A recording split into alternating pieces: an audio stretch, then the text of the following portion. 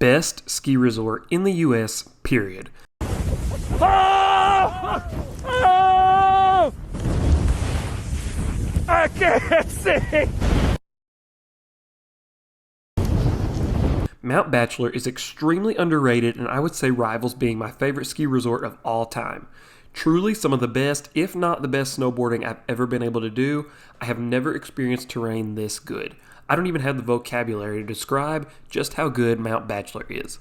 At Mount Bachelor, you're literally snowboarding on top of a volcano, and it has a 360-degree footprint, so you can snowboard any way down the mountain 360 degrees. It has an elevation of 9,060 feet, a vertical drop of 3,365 feet. It has 4,323 skiable acres, making it the 7th largest ski resort in North America, a snowfall average of 462 inches, 101 ski runs, and 12 chairlifts. It is on the Ikon Pass, which I think is going to give you the best value if you're doing multiple days, and lift tickets start at $194 per day for adults.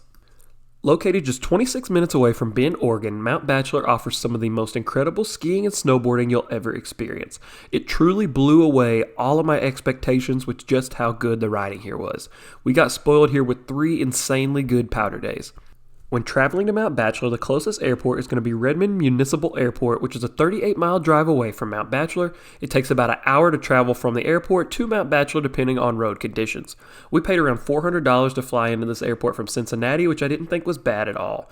I definitely make sure when coming to Mount Bachelor that you're in a car with either 4-wheel drive or all-wheel drive, because the drive up can get quite filled in and deep. The drive up to Mount Bachelor is actually unique in the fact that it feels like you're driving through town, then you get into almost like this business field section, then all of a sudden you find yourself going up a mountain. It's really weird, and something every time we went into Bend, Oregon to eat and came back out, I was just like, are we really driving to a ski resort right now?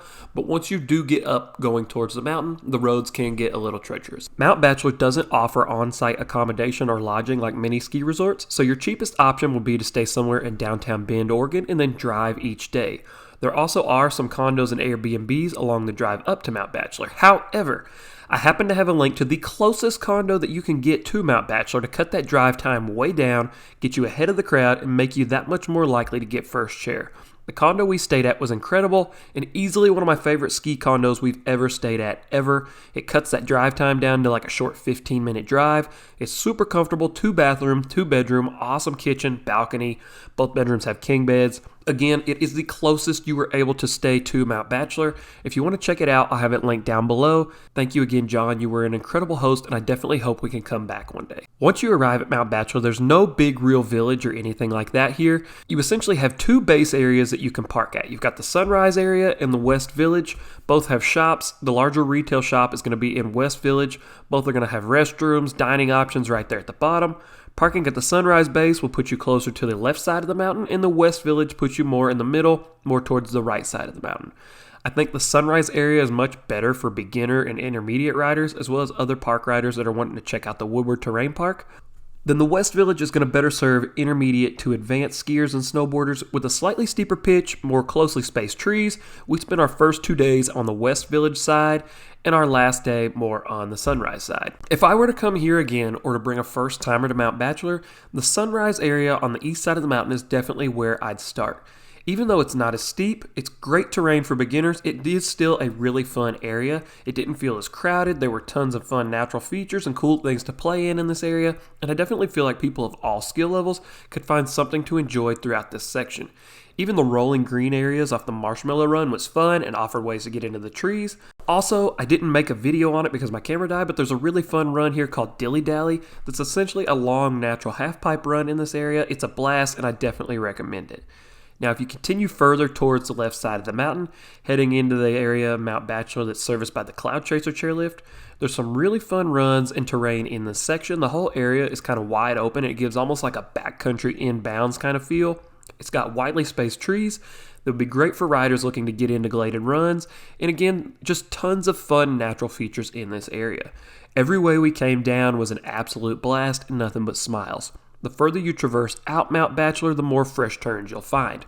However, be warned, there are some really fun runs if you come off of the Cloud Chaser lift and head further left around the volcano. But that cat track back brings you to the East Catch Line. It is a long and relatively flat way back. We got out there and got stuck in deep snow. We had to hike out and take the east catch line back to the Cloud Chaser chairlift. We had to take our snowboards off and walk, and even skiers were just having to pole their way through. It was no joke, like a 30-minute walk to get back to the chairlift. So as much fun as the runs are, be careful how far out and away you go from the chairlift because you're going to have to put in the work to come back. Oh my God. Well, what started as one of the most epic laps we've ever had very quickly turned into the worst lap we've ever taken. We've been hiking for probably 45 minutes. Deep snow, had to climb out. It was Now, if you're coming off the Cloud Chaser chairlift and want to come back towards the Sunrise Base or head over towards the West Village side of the mountain, the Cloud Chaser crossover flows decently well. It's not a bad cat track, and I don't think we ever had to unstrap or skate to make it back. Along the Cloud Chaser crossover is also how you access the summit chair. Unfortunately, with the insane amounts of snow that we got, the summit chair never actually opened. And we didn't even see the summit of Mount Bachelor till the third day we were there, where it stayed so cloudy and snowy. It's definitely something I want to come back to because that was one area I was super excited about riding, but unfortunately we just didn't get to, and it actually wound up opening the day we left. I saw that it was opening when we were on the plane to come home. I was devastated. Talking to locals, it's an area that can sometimes go super long stints without opening just due to the high winds and weather that the summit can experience because of Mount Bachelor's unique footprint and weather patterns. So if you are at Mount Bachelor and wanting to check out the summit area and it happens to open, definitely go check it out while you can, because you don't know when it's going to be open again. You can ski right off of the summit lift, or you can hike further up to get to the very peak of Mount Bachelor and drop down what looks like some truly incredible riding. What's really unique about being on the summit of Mount Bachelor is the fact that you can ski or snowboard down anywhere 360 degrees from the top. You can ride all the way down the backside of the volcano if you want to, and take either the west catch line or the east catch line back around to the chairlift.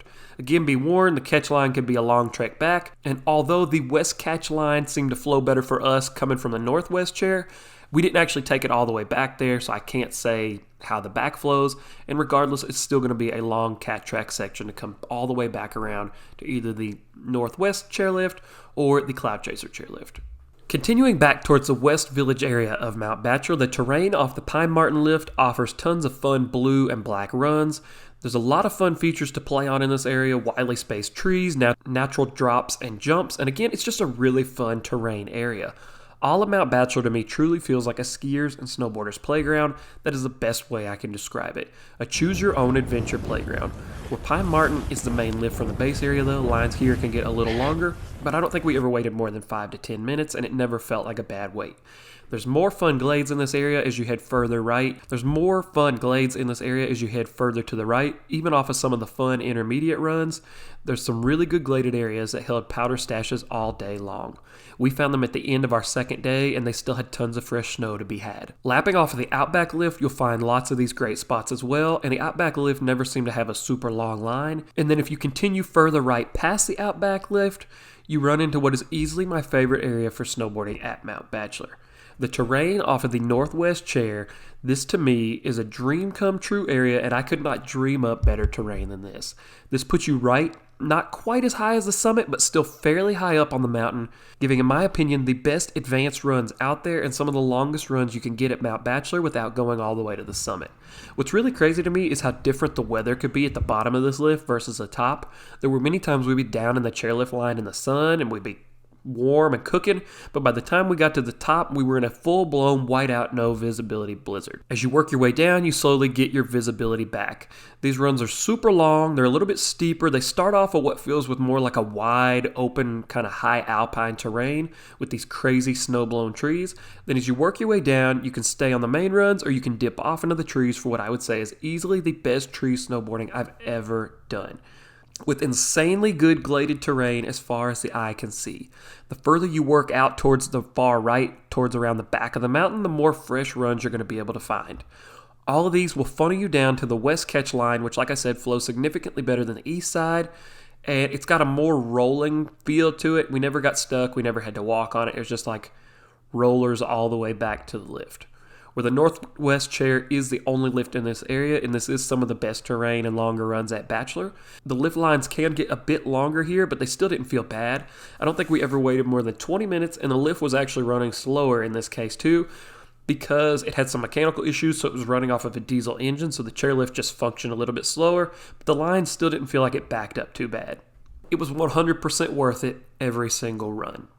When you're done lapping out the Northwest chair, the Northwest crossover had a decent flow to it. We typically take it part of the way back and then wind up dropping down, hit the runs between the Northwest chair and the Outback chairlift, then take the Outback chairlift up to head into Pine Mountain Lodge for lunch. Food at Mount Bachelor.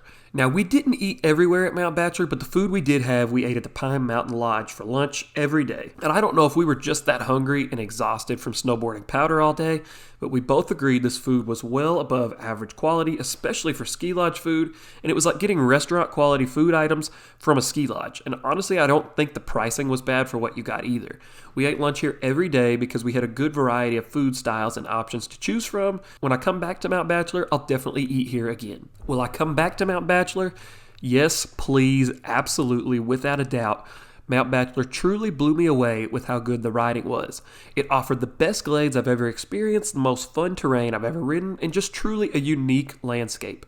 Again, this entire mountain to me just feels like a snowboarder's playground where you could create fun and unique lines the whole way down, hitting fresh turns and different lines every time you come down the mountain. My favorite ski resort of all time is Whistler Blackcomb, and Mount Bachelor to me feels like a smaller, less crowded Whistler with terrain that's just as good. It's truly an underrated and hidden gem. It easily is my favorite ski resort within the US, and it even gives Whistler a run for its money.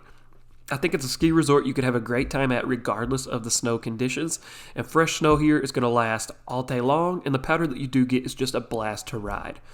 Also, as a whole, it's a cheaper mountain than many of the other ski resorts that I've been to, so it's a great option if you're on a tighter budget, but still looking to get some insanely good skiing and snowboarding.